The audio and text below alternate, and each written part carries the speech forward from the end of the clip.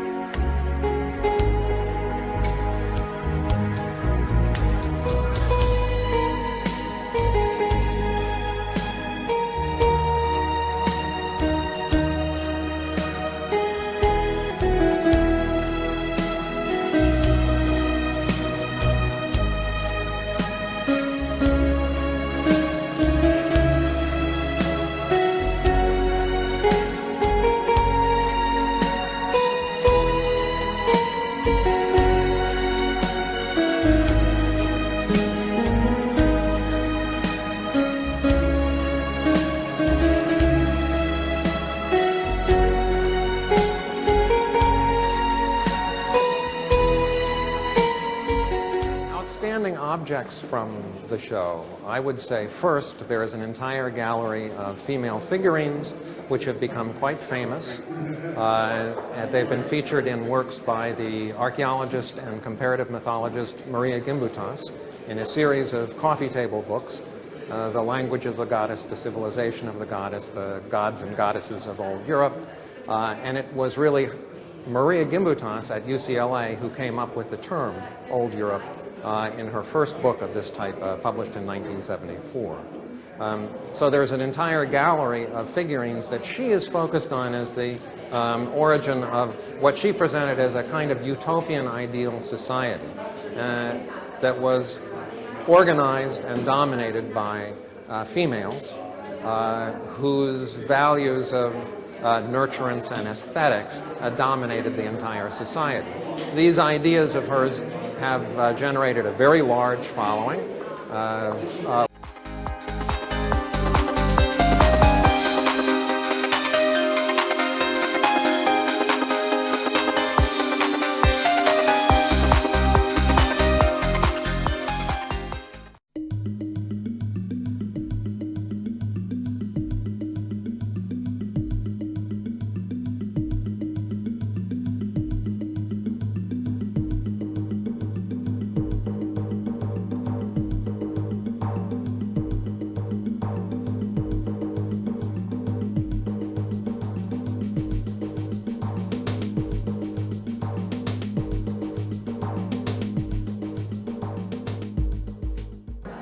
This exhibit is the first time these figurines have been brought to the United States so that people who are interested in these ideas can see them.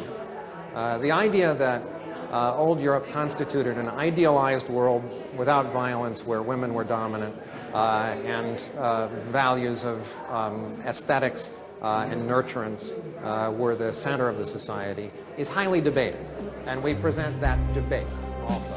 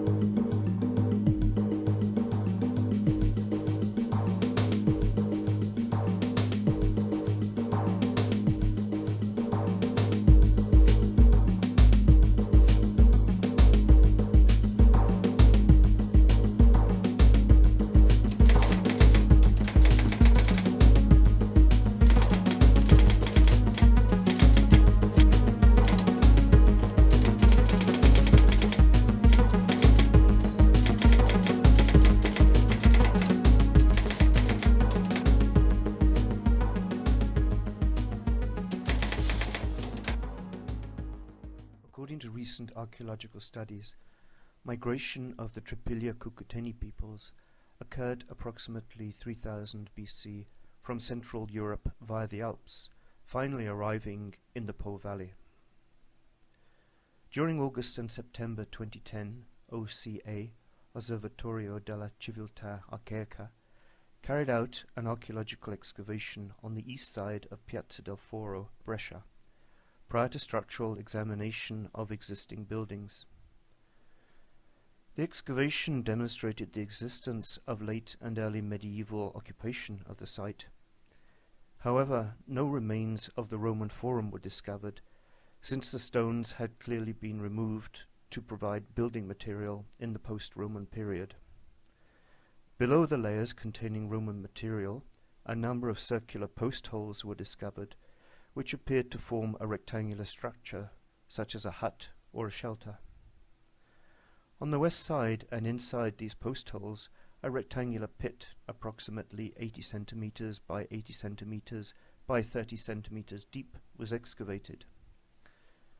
The pit contained a number of ceramic objects, and from their state of preservation, it seems clear that this was some sort of ritual deposit. The objects in the pit and pottery recovered from associated layers have been dated to approximately 2600 BC and are clearly from the Tripilia-Cucuteni culture, coming from the area of the Danube, which today corresponds to Romania, part of Ukraine, and the Republic of Moldova.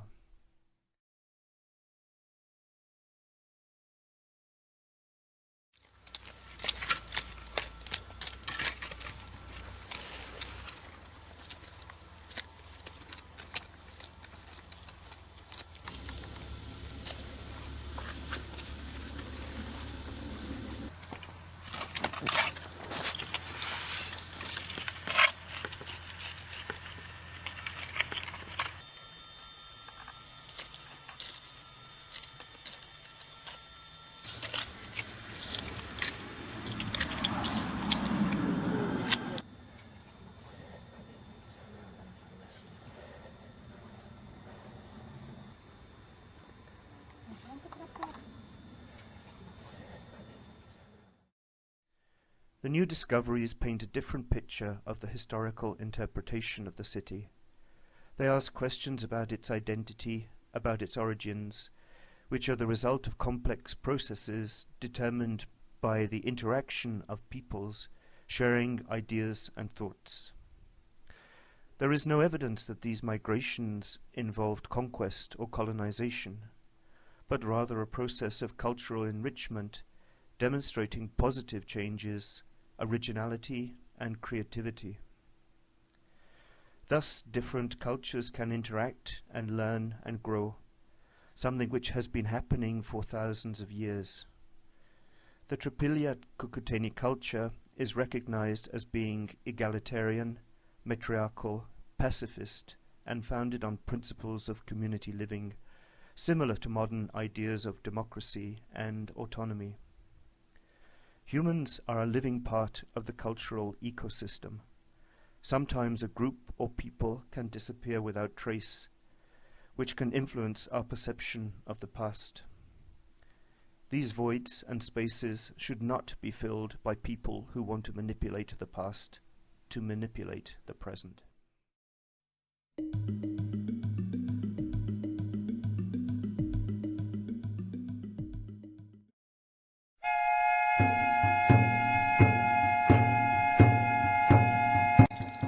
La conoscenza è la miglior arma contro il pregiudizio, un motivo in più per andare a visitare la mostra ai mercati di Traiano, ori antichi della Romania. 140 preziosi tesori provenienti da corredi tombali, arredi liturgici risalenti al periodo compreso tra il XVII secolo a.C. e il VI d.C. Esposti fino al 3 aprile arrivano a Roma per la prima volta gli oggetti prodotti dai Daci, la popolazione resa celebre dalla conquista dei Romani, guidati dall'imperatore Traiano all'inizio del II secolo d.C. Sono pezzi unici e prestigiosi provenienti dal Tesoro Nazionale, conservato nel Museo di Bucarest, un altro valido motivo per vedere la mostra. Desidererei sottolineare anche che si tratta di reperti dal valore eccezionale sia nell'ambito del patrimonio nazionale rumeno sia nell'ambito del patrimonio culturale europeo e mondiale, e si tratta di reperti a partire dal primo millennio a.C. e fino al primo millennio d.C. Sono collane, bracciali spiraliformi, elmi, piatti, contenitori e spille, ma il loro valore va ben oltre la bellezza estetica dell'oggetto. In ogni pezzo c'è un personaggio e una storia, c'è un passato, tutto da riscoprire che unisce più di quanto ci si aspetti Roma alla Romania. Qui siamo nei mercati di Traiano. Traiano è quell'imperatore che proprio alla fine del primo secolo, all'inizio del secondo secolo, apre verso la Romania. Voglio ricordare che i messaggi forti che dà una mostra del genere. La Romania, i romeni sono la prima comunità presente in città, quindi a Roma, quindi un messaggio di carattere multiculturale. La Romania era considerata, i Daci nel mondo romano erano considerati popolazioni barbariche. Ecco, se noi andiamo a vedere bene la metallurgia, cioè come lavoravano loro, ci rendiamo conto che proprio non è una definizione adatta né storica. Hanno insegnato a noi.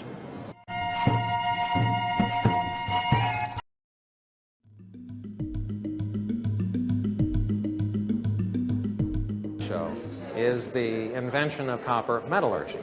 The invention of metallurgy is something that affected all of us, not just the societies of old Europe, and it was these people who figured out how to extract copper from greenish and bluish rocks. Really a magical process. By pounding these rocks up, mixing it with charcoal, and then raising it to 1083 degrees centigrade inside a closed kiln. Once you did that, what you had put in as rock and charcoal came out as pure copper. A magical process that allowed the people of these societies to produce unlimited quantities of copper. Immediately, massive, large-scale mining began. Some of these mines are 90 feet deep, carved with antler picks down into limestone and dolomite rock to extract the copper ore. The copper that was extracted from the ore was then given to specialized craftsmen who melted it, used the molten copper to pour into molds. You can see cask-made objects. Some of the earliest objects made of molten copper poured into casks in the world are on display in this.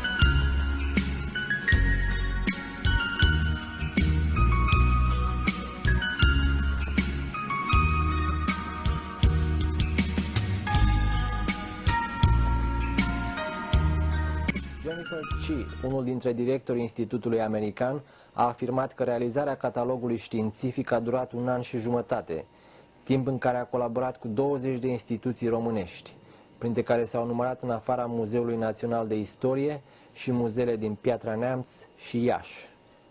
Have you had chance to travel to Romania? I've been 4 times in a year, so That's a big deal of work and effort. it wasn't work and effort for me. It's an extraordinary country. It has beautiful landscape, rich history that now we know, the American public will know, goes back to the prehistoric period, and is a period that's so important because it predates Egypt and Mesopotamia. It's a country that has archaeological heritage that spans into the Roman period, and it also goes beyond that. I was able to even visit some medieval churches and medieval monasteries. So it's an extraordinary country.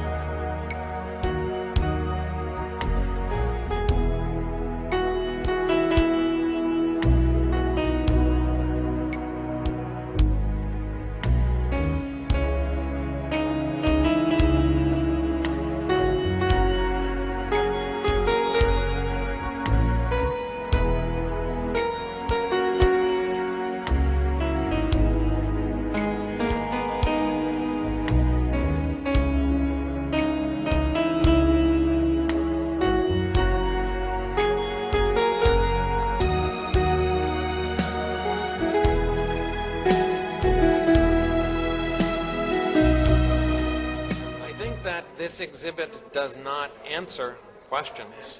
It poses questions which will be answered by future archaeological research. I really do believe, and I think most of the archaeologists of Romania would agree with me, that we are just in the beginning of a new period of archaeological research, where a new generation of younger archaeologists with different ideas of how to interpret the past are conducting excavations at both old sites and new sites. It's very important that we continue archaeological excavations and that archaeologists get funding from the government to do that. Because we are just beginning to understand these cultures. This is not a finished work. This is a work that is just beginning.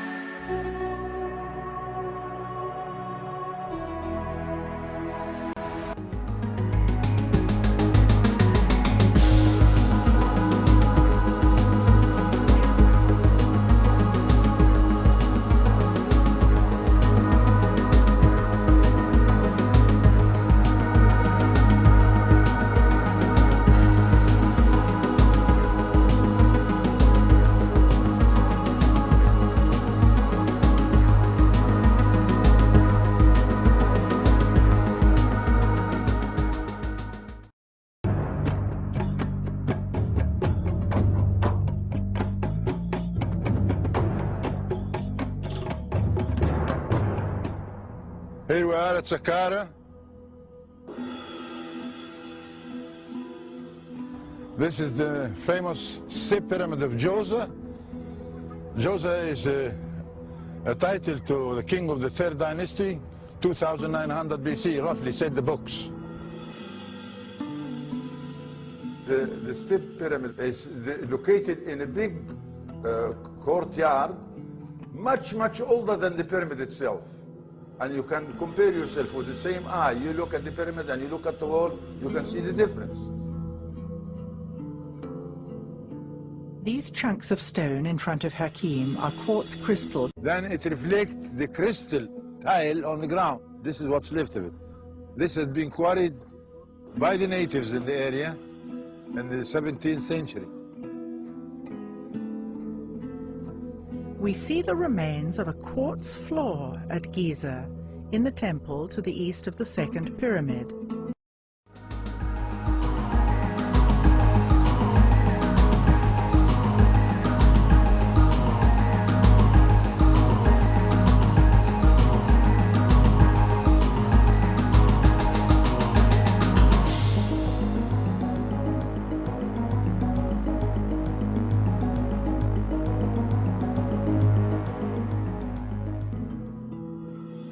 Now I'm pointing the jade pillar, which is symbolizing one of the ancient gods, Osiris. And jade is the word we still use to address the older people, like grandmother and grandfather, jade. It goes back to the story of Osiris and his brother Seth, the bad guy, who put Osiris in a coffin, threw him in the ocean. The ocean took him place Phoenicia, Lebanon today, and there is the cedar tree grows, and the roots of the cedar tree captured this coffin till it has been found by his beloved sister Isis. She cried, her tears touched his body, and they lived together again for a short while, short enough to make a baby with the name of Horus. The story of Isis, Osiris, and Horus is fundamental to Egyptian cosmology. Isis is connected to the star Sirius, and Osiris is connected to the constellation of Orion. Horus is their prodigal son. I'm going to take you now to see that hospital, the healing with the sound. Stories about ancient healing techniques were passed down from generation to generation by the elders. Hakim explains how sound played a part in diagnosing and healing patients. That line of construction you see like 3 chambers, it's what's left of the house of the spirit. And it's a healing system with a sound. It's a medical investigation table. And the patient...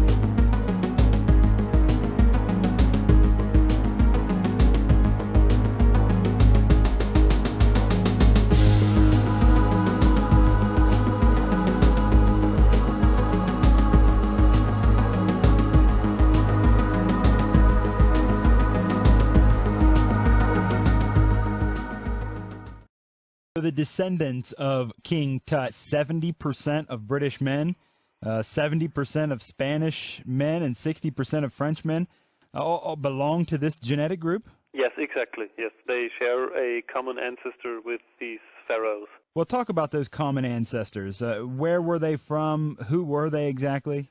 We think they lived around the Black Sea or maybe in the Caucasus, but we don't know exactly where they lived. But this group was founded by one man who lived about 9,500 years ago in this area, around the Black Sea.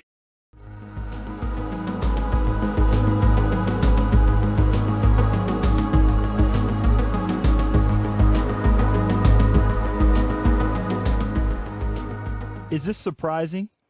Yes, it is very surprising because we didn't know that this lineage of Tutankhamun came from the Black Sea or from Anatolia or the Caucasus, because it didn't came from Egypt. This was surprising for us. Yes.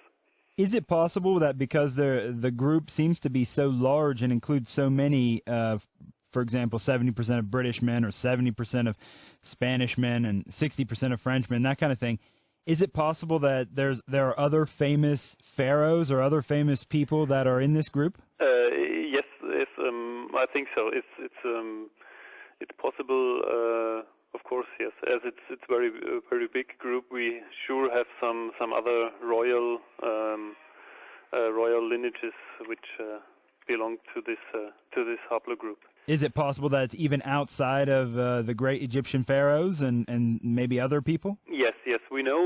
We know of the last Russian Tsar, Nicholas II. He also belonged to the same haplogroup. He's also one of the famous ones who belonged to this group. And what else is your research focusing in on now? Where do you take it from here? What happens next? Well, what we wanted to do with this publication is to start the discussion, because I think it's very interesting to find this haplogroup in an ancient pharaoh, and we would like to know how did this lineage come to Egypt, and we of course are searching for the living closest relatives to this lineage by comparing the profile to the tests we will do within our project. Well, we didn't mention the United States. I'm curious because a lot of the people in the United States, originally they've come from Europe. Mm-hmm. So have you studied the United States as well? Well, we often concentrate on the European countries because the customers of DNA companies from the United States do also want to know which European country they came from. Most Americans from Europe have British or for example German ancestry, so Western European, and I think there's also many men live in the United States with this haplogroup. Well, thank you for chatting with me. Thank you too. That's Roman Schultz, the managing director of aici, the company studying the DNA of King Tut for the project. Are you a direct descendant of King Tut? You can find out more at our website, worldradio.ch.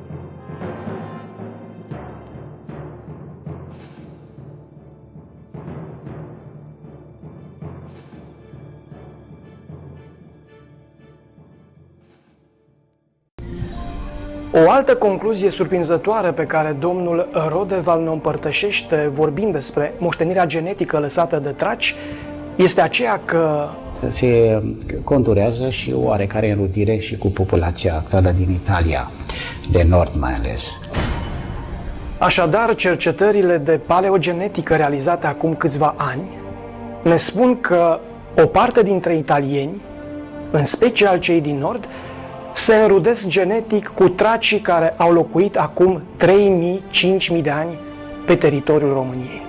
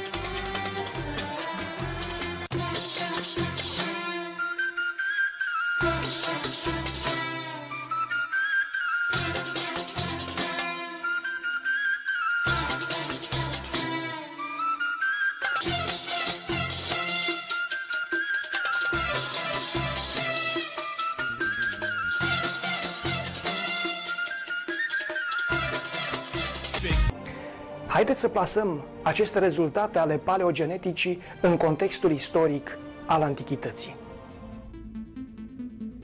Tracii ocupau acum 3000 de ani un spațiu imens din Europa și Asia Mică. Marea Neagră era înconjurată de neamurile tracice, istoricii greci numind-o de altfel acum 2500 de ani Marea Getică. Despre ei, Herodot spunea că sunt cei mai numeroși după inzi. Roma a fost înființată în anul 753 înaintea erei noastre, adică acum 2765 de ani. Istoricul roman Titus Livius, care a trăit între anii 59 înaintea erei noastre și 17 era noastră, a scris o lucrare, Ab urbe condita libri, în care prezintă istoria înființării Romei și a poporului roman. El povestește în această scriere despre Enea, ginerele regelui Priam al Troiei, care imediat după căderea Troiei a fugit pe mare împreună cu alți troieni, a ajuns în actuala Italie și a întemeiat o cetate. Enea și troienii lui sunt considerați strămoșii romanilor. Doar că Troia, locul de unde au venit aceștia, este o cetate localizată de cercetători pe actualul teritoriu al Turciei, în Anatolia, o zonă locuită acum 3000 de ani de traci. Prin urmare, punând la un loc informațiile istorice despre traci, cu informațiile istorice despre înființarea Romei și cu rezultatele cercetărilor de paleogenetică prezentate, se naște o concluzie halucinantă, și anume că nu noi suntem urmașii romanilor, ci o parte dintre romani erau urmașii tracilor.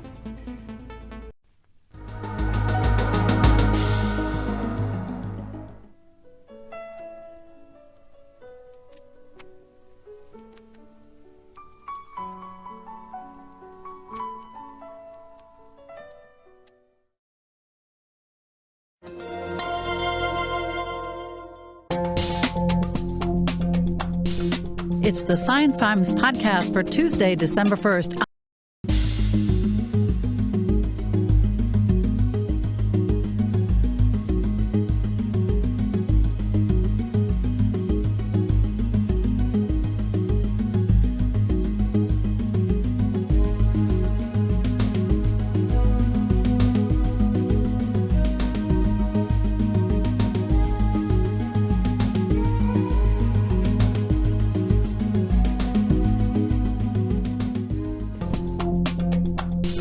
It's the Science Times podcast for Tuesday, December 1st. I'm Jane Bornemeyer, editor of New York Times Radio, sitting in for David Corcoran, who's on vacation. This week, evidence of a highly developed civilization that predates ancient Greece and Rome. New research has broadened archaeologists' understanding of an ancient civilization they're calling Old Europe. It was highly developed and predates even ancient Greece and Rome. The civilization is the subject of a new book and of an exhibition here in New York City. John Noble Wilford has the story, and he's here with me now in our studio. John, thanks so much for joining me. Thank you. So, John, it seems that before there was ancient Greece and ancient Rome, there was an ancient civilization somewhere in what we now know as Europe that was highly developed. Talk about the characteristics of that civilization. The archaeologists are calling it Old Europe because it preceded Greece, Rome, and all the other civilizations that are better known. This one is in the area that is now present-day Bulgaria, Romania, and Moldova, and along the Black Sea, and the lower Danube River Valley, and into the Balkan Hills. So it's a rather expansive area, and the people entered there from Greece. They brought along agriculture, and we're talking about 5,000 BC. And about how many people? Well, I don't think they really know, but some of the evidence for some of the towns, there's one site that looks to be about 800 acres and may have had 10,000 people. So these were not inconsequential settlements. What were some of the characteristics of this civilization? First of all, they were farmers. Do you know what they grew? They brought along barley and wheat seeds. They also brought along domesticated cattle and sheep. So it was a rather elementary farming system. But they became masters of the new technology of their day, which was copper smelting, large-scale copper smelting. There was copper ore in the Balkan hills, and they developed the techniques for high heat smelting to extract pure copper from the ore. From this, they cast axes and hammered knives and also made ornaments. They also seem to have been involved in long-distance trading with links into the rest of Europe, also into the Eurasian steppes. John, let me ask you about the copper smelting. I mean, what was the source of heat high enough to melt copper? They had gradually learned through ceramics how to get high heats, and over time they just started escalating that, and I guess at some point they must have been able to reach several thousand degrees. Is that surprising that people at that time could achieve that? Well, it was known that about this time, through parts of Europe as well as the Middle East, that you were beginning to have copper. Mm-hmm. After the Stone Age, you had a brief Copper Age before you entered the Bronze Age and Iron Age. I think the thing that was distinctive about these people is that they had a large-scale copper industry. Mm-hmm. How did this, I guess my question is twofold. I mean, how did this civilization go unknown until now, number one, and how was it discovered? In terms of modern archaeology, it was unknown until the early 20th century. And even then, all they were finding were some traces of some copper goods. It was known that there were some people there about 6,200 BC. It was known that there were settlements scattered through these three countries, Bulgaria, Romania, and Moldova, related through trade and cultural affinities. But we didn't know that. And then when local archaeologists began finding more and more things and starting to find some graves, by that time, these countries were behind the Iron Curtain. They had no contacts with the West. They were not allowed contacts with the West. Mm-hmm. Therefore, our archaeologists didn't know what their archaeologists were doing.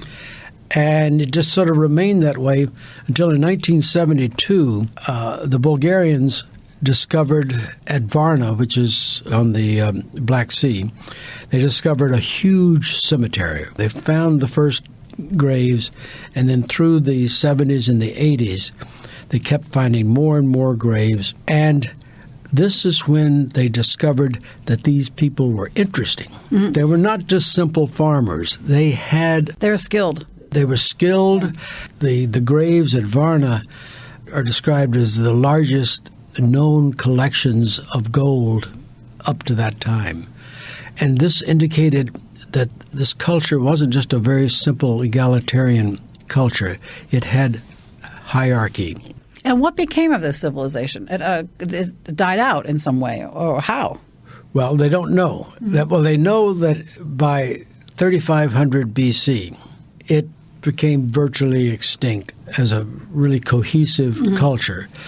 It was sort of declining for about 500 years before that.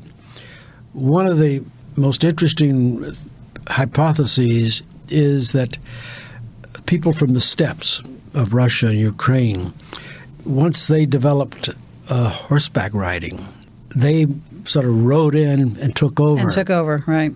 My last question for you, John. There's an exhibit of some of the artifacts from this era. Yes, the Institute for the Study of the Ancient World, which is an institute of New York University. The exhibit is there on East 84th Street.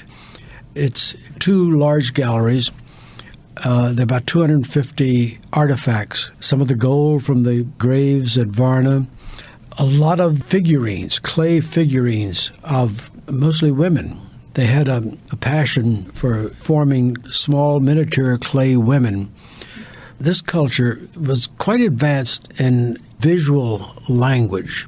That is, they had a lot of large, decorated, multicolored pots.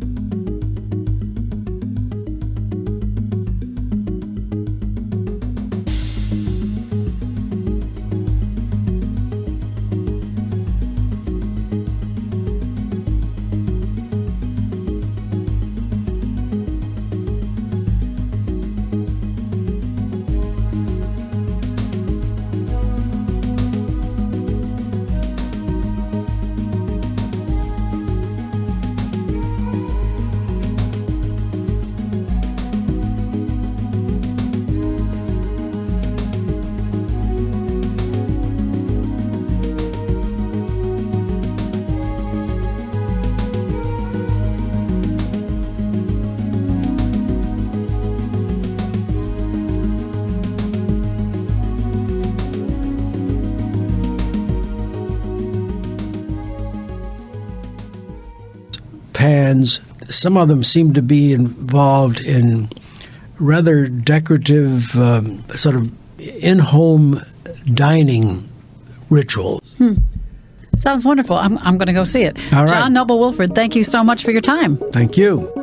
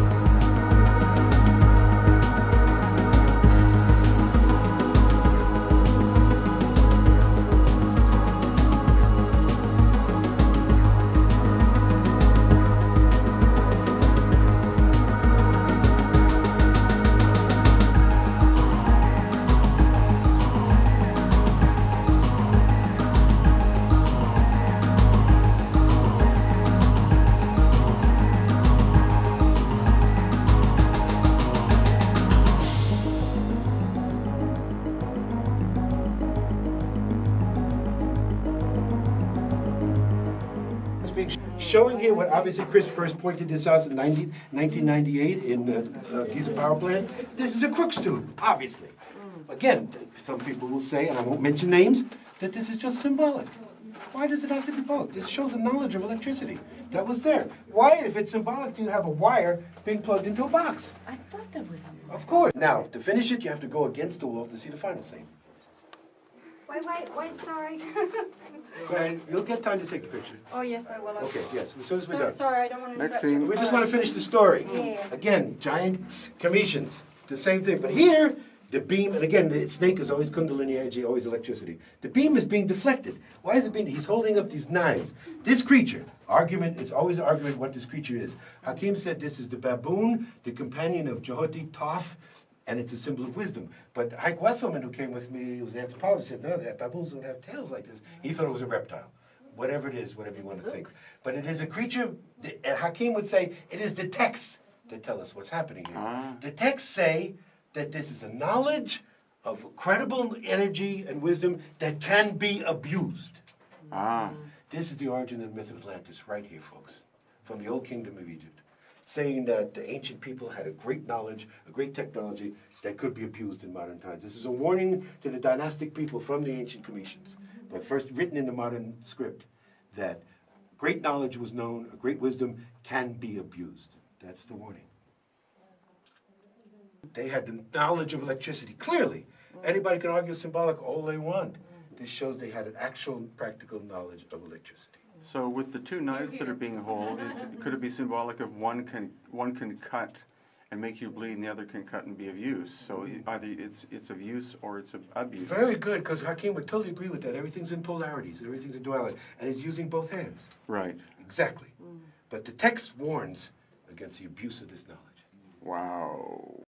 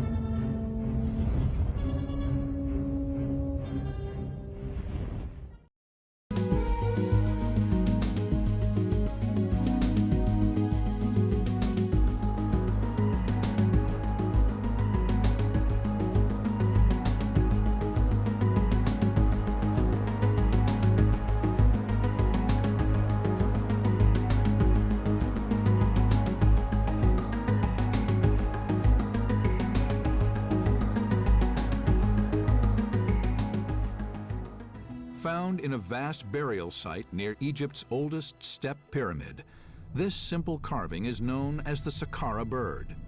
It is believed to hold the key to an incredible enigma. What is surprising about the Saqqara bird is its aerodynamic precision. The shape of the wing and the fuselage seem to have similarities to modern-day aircraft engineering. Could the ancient Egyptians really have possessed the technology of flight over 2,000 years ago? Man's always seen the birds and he's wanted to fly himself. And I think the Egyptians thought that flying was a godlike property, and maybe this was their transcending to become gods. One of the ways they would do it would be through flight. Simon Sanderson is an aerodynamics expert who has long been fascinated by the Saqqara bird. He plans to use the latest scientific techniques to unravel whether the ancient Egyptians developed a model for a full-size flying machine. Using cutting-edge technology developed by the University of Liverpool in England, he will conduct the ultimate flying test. The top of the wing is curved on both the leading and the trailing edge, which is not quite the same as a modern-day wing, but is a shape that will give some type of aerodynamic properties. Theory after theory has sought to decode the Saqqara bird. Now, state-of-the-art science will seek to crack the mystery once and for all. The Saqqara bird has provoked this fascinating discussion as to whether the ancient Egyptians did actually know how to fly. After painstaking 3D analysis, Simon and his team begin to construct a model of the Saqqara bird. We're actually going to make a model of the Saqqara bird which is 5 times bigger than the original, because the original was very small. The Saqqara bird is definitely the first step on the way to the understanding of aerodynamics.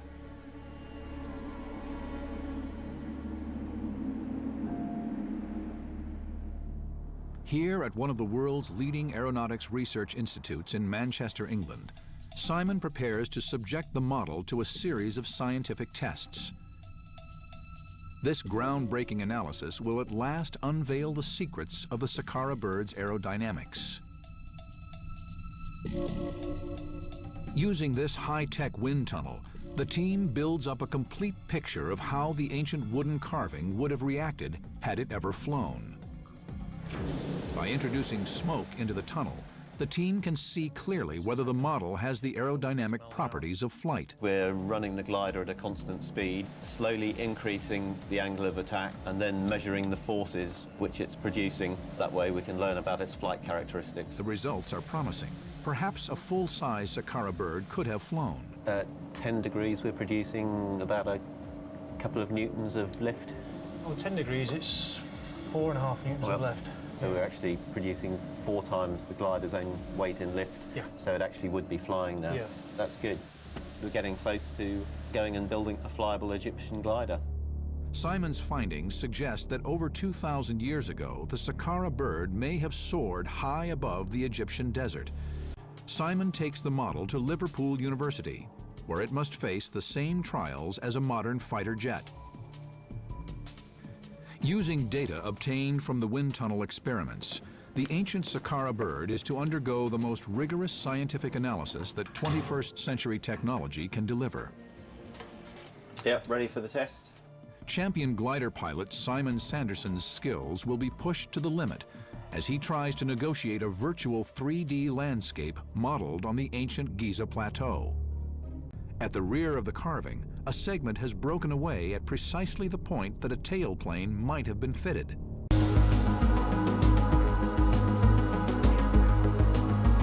Back at the wind tunnel, Simon and his engineers make the crucial adjustments to the model.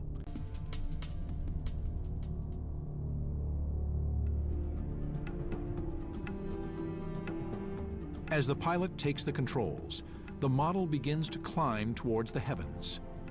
The Saqqara bird glides effortlessly high above the Egyptian plateau, riding the airstreams like an eagle.